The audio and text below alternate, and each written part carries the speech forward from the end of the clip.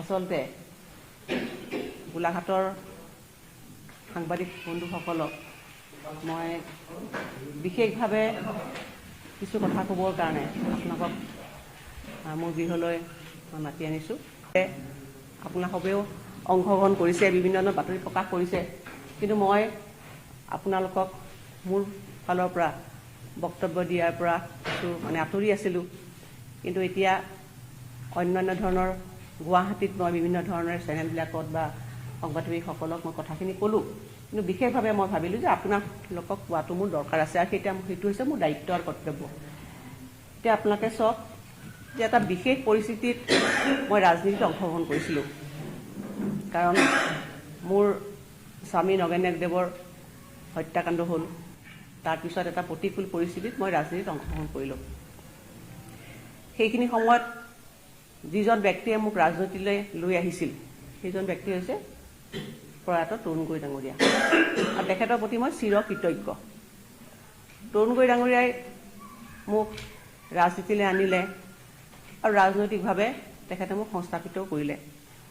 আৰু গগৈ ডাঙৰীয়াই মোক যি ধৰণেৰে দায়িত্ব দিছিল, আৰু বা সেই কংগ্ৰেছ দলটোত বিভিন্ন ধৰণৰ যিটো দলীয় কাৰ্যভাৰ দলটোৱে দিছিল, মই আপোনালোকৰ এটা কথাই ক'ব পাৰোঁ যে মই সম্পূৰ্ণ আন্তৰিকতাৰে, নিষ্ঠাৰে আৰু সততাৰে মোক দিয়া সেই সকলো দায়িত্ব পালন কৰিবৰ কাৰণে চেষ্টা কৰিছিলোঁ। আৰু মোৰ উদ্দেশ্য এটাই আছিল যে মোক কি দায়িত্ব দিছে সেইটো কথা ডাঙৰ কথা নহয়।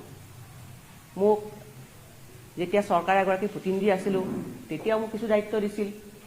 মই দলটোত গোলাঘাট জিলা কংগ্ৰেছৰ সভানেত্ৰী আছিলোঁ, তেতিয়াও মোক কিছু দায়িত্ব দিছিল। মোৰ এটাই স্পষ্ট কথা যে যি দায়িত্বই মই পাইছিলোঁ, সেই দায়িত্বই মই আন্তৰিকতাৰে গ্ৰহণ কৰি বা যিমান পাৰোঁ মই সেই দলটোক মোৰ কামেৰে বা মোৰ সেৱাৰে মই তেওঁলোকক দিবলৈ চেষ্টা কৰিছিলোঁ।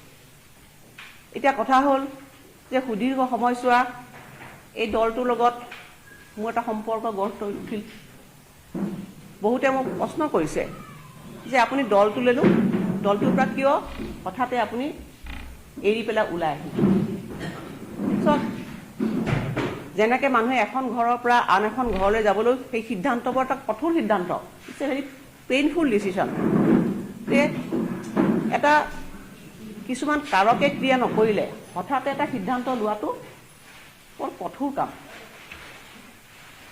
কাৰণ এটা পৰিৱেশ মোৰ লগত সৃষ্টি হৈছিল। আপোনালোকে চাওক, এই দলটোৰ বৰ্তমানৰ স্থিতিবিলাক কেনেকুৱা, অকল ময়ে সেইটো অনুভৱ মোৰে নহয়, আজি অসমৰ সকলো মানুহৰে হৈছে বা দলটোত থকা মানুহখিনিৰ সেই অনুভৱ হৈছে। এতিয়া কিছু মাহ আগত মোৰ ক'ভিড হৈছিলে।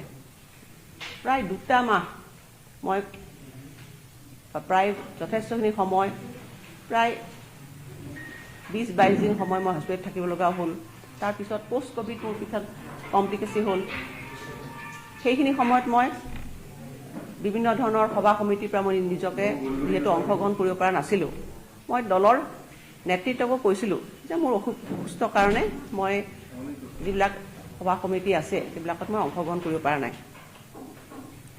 তাৰপিছত বাতৰি কাকতত কিছুমান বাতৰি ওলাই আছিল, আৰু সেই কথাবিলাক মই আচলতে গোলাঘাটলৈ আহি মোৰ যিসকল সমৰ্থক আছে সেই সমৰ্থকবিলাকৰ লগত মই আলোচনা বিলোচনা কৰিছিলোঁ।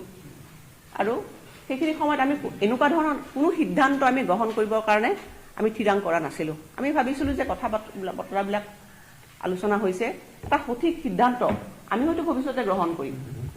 আৰু তেনেধৰণে আমি চিন্তা চৰ্চা কৰি পেলাই মই গুৱাহাটীলৈ গুচি গ'লোঁ।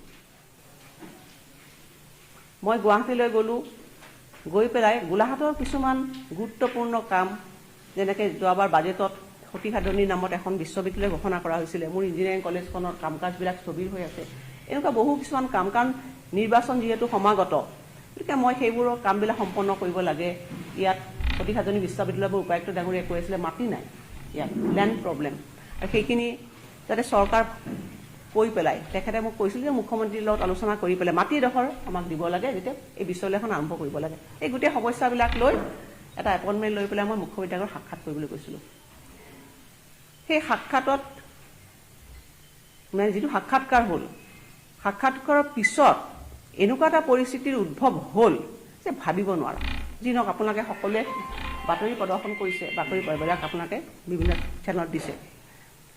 তাৰপিছত দলটোৱে মানে ইমান ততাতয়াকৈ তেওঁলোকে মানে কেইঘণ্টামানৰ পিছতে মোক গোলাঘাট জিলা কংগ্ৰেছৰ সভানেত্ৰীৰ পদটো তেওঁলোকে একপক্ষীয়ভাৱে মোক অপসাৰণ কৰি দিলে। মানে কোনো ধৰণৰ মোক নুসুধাকৈ তেওঁলোকে এনেকুৱা ধৰণৰ কাম এটা সম্পূৰ্ণ কৰিলে। তাৰ পিছদিনাখন কি কৰিলে, এটা MLA টিম, MP সাংসদসকল মোৰ সমষ্টিলৈ পঠিয়াই দিলে। পঠিয়াই দি বিভিন্ন অঞ্চলবিলাকত তেওঁলোকে সভা সমিতি পাতিলে। তাত তেওঁলোকে মোৰ বিৰুদ্ধে ক'ব নলগীয়া বহু কথা তেওঁলোকে ক'লে। এই কথাবিলাকে আচলতে মোৰ তাৎক্ষণিকভাৱে মোৰ মানে এটা প্ৰতিক্ৰিয়া হ'ল যে দলটোক মই আজি ইমান দিন এটা নিষ্ঠাৰে সেৱা কৰি আহিছোঁ, তেওঁলোক কিবা যদি কৰিব লগা আছিলে মোকতো সুধিব লাগিছিল। তেওঁলোকে এইটো গণতান্ত্ৰিকভাৱে এটা নিয়ম, হয় নহয়?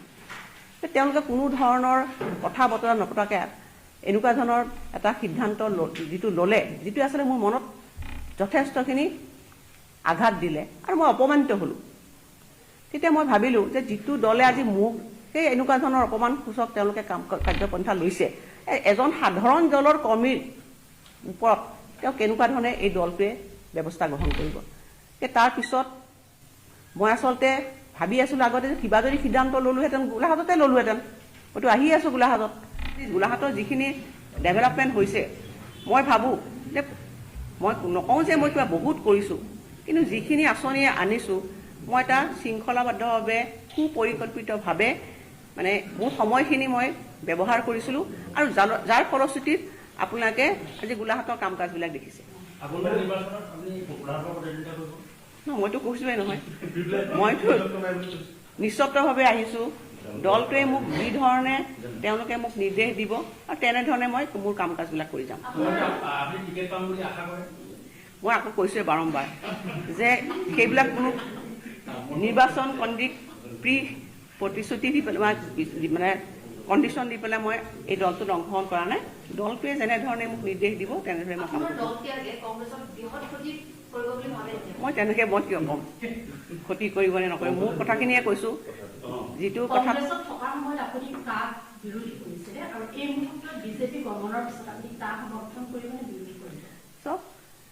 মই কাখন ভালকৈ কৰিছোঁ, আপোনালোকেও কৰিছে চবেই। গতিকে কাৰ যিটো আইনত মানে এনেকুৱা কথা নাই যে নতুনকৈ মানুহবিলাক আহিব। আৰু বৰ্তমান যিখিনি মানুহ আছে, ব্যক্তি আছে, সেইখিনি যদি ধৰ্মীয়ভাৱে নিৰ্যাতিত হয় সেইসকলৰ কথা কোৱা হৈছে। তৎসত্ত্বেও মই এইটো কথা কৈছোঁ যে যিহেতু মই নতুনকৈ দলটোলৈ আহিছোঁ, প্ৰত্যেক দলৰ একোটা নীতি থাকে। মই তেখেতসকলৰ লগত ভালকৈ এই সম্পৰ্কত মই আলোচনা কৰিম। কিন্তু মোৰ বিশ্বাস আছে যে অসমৰ জনসাধাৰণৰ স্বাৰ্থ বিঘ্নিত কৰা কোনো মানে ডিচিশ্যন চৰকাৰখন নল'ব।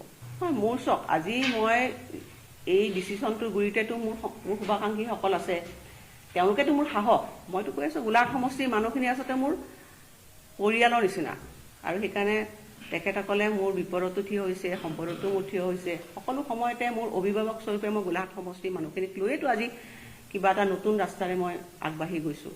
গতিকে সেইদিনাখন তেওঁলোকে স্বতঃস্ফূৰ্তভাৱে ওলাই আহিছে। মই মানে মোৰ কোৱাৰ ভাষা নাই তেনেকুৱা ধৰণৰ এটা কথা। গতিকে তেওঁলোকে মোক কৈছে যে বহু সংখ্যক মানুহ তেওঁলোকো আগ্ৰহী, কৈছে বাইদেউ আপুনি আপোনাৰ লগত আমি আছোঁ আৰু আপুনি যি সিদ্ধান্ত ল'ব আমি লগত থাকিম, তেনেধৰণে তেওঁলোকে মোক কৈছে। আৰু মই সেইকাৰণে তেখেতসকলক কৈছোঁ যে এটা মাছ জইনিং প্ৰগ্ৰেম তেওঁলোকে বিচাৰিছে, আমি সেই কথা জনাম। আৰু তাৰিখটো মই আজি আচলতে আমি সিদ্ধান্ত লোৱা নাই, আপোনালোকক ক'ম। এতিয়াতো ক'ব নোৱাৰোঁ কিমান। এটা ৰাজনৈতিক দলক তেওঁলোকৰ 4.5 বছৰ হৈছে। গতিকে এছেছমেণ্টটো মই নম্বৰৰ অংক দি পেলাই মই এছেছমেণ্টটো কৰা নাই চৰকাৰখনৰ। কিন্তু তেওঁলোকৰ কাৰণে 4.5 বছৰ এটা দলৰ কাৰণে খুব বেছি সময় নহয়, আৰু খুব এটা শুভ আৰম্ভণিৰ কাৰণে কম সময়ো নহয়। গতিকে ইটছ এ গুড বিগিনিং। কিছুমান সিদ্ধান্ত ভাল লৈছে। মই বিৰোধী দলৰ বিধায়ক থাকোঁতেও মুখেৰেতো আৰু ক'ব নোৱাৰো ভাল হৈছে বুলি পেলাই। ইন প্ৰিন্সিপল আমি নীতিগতভাৱে বিৰোধিতা কৰোঁ, কিন্তু কিছুমান আঁচনি চাব, কিন্তু তেওঁলোকৰ সেই আঁচনিবিলাকৰ ফলাফলবিলাক ৰাইজে ডাইৰেক্ট পাবৰ কাৰণে সক্ষম হৈছে। এতিয়া মই সিদিনাখনো কৈছোঁ যে ডাইৰেক্ট বেংক ট্ৰান্সফাৰ কিছুমান আঁচনিত, আজি প্ৰত্যেকটো আঁচনিতে হওক, বৃদ্ধ পেঞ্চনে হওক বা মহিলাসকলৰ আঁচনি হওক, শেহতীয়াভাৱে বা অৰুণোদয় আঁচনি, যি আঁচনি হওক ডাইৰেক্ট বেংক ট্ৰান্সফাৰ হৈছে টকাটো। তেতিয়া তাত এটা ভাল ফল হৈছে যে তাত মিডলমেন নাই। যি আঁচনি পাইছে 1000 টকাও হেৰি সময়ত ক'ভিডৰ সময়ত দেখিলোঁ পইচা লগে লগে পিছদিনাখনে মই উইদিন 24 আৱাৰ্ছ কিন্তু বেংক ট্ৰান্সফাৰ হৈছে। বেংক ট্ৰান্সফাৰ হোৱাৰ কাৰণে বেনিফিচিয়াৰীখিনিয়ে ডাইৰেক্ট টকাটো পাইছে। কোনো ধৰণৰ তেনেকুৱা ধৰণৰ আচলতে এটা বিসংগতি এটা হোৱা নাই। সেইকাৰণে মই ভাবিছোঁ যে মানুহৰ এই দলটোৰ ওপৰত আস্থা আছে আৰু আশাও আছে, আৰু কামখিনি তেওঁলোকে এটা কৰিবৰ কাৰণে এটা চেষ্টা কৰিছে।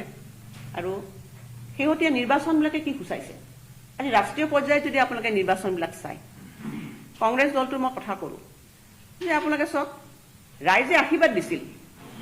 মধ্যপ্ৰদেশত কংগ্ৰেছ দলক ৰাইজে আশীৰ্বাদ দিয়া নাছিলনে? নিজে আশীৰ্বাদখিনিও ল'ব নাজানে দলটোৱে। বিহাৰ নিৰ্বাচনত কি হ'ল আপোনালোকে দেখিলে, তেজস্বী যাদৱক হাৰাৰ মূল কাৰণ কি আছিলে? কংগ্ৰেছ দলটো নাছিল নেকি? শেহতীয়া BTD ইলেকশ্যনত কি হ'ল?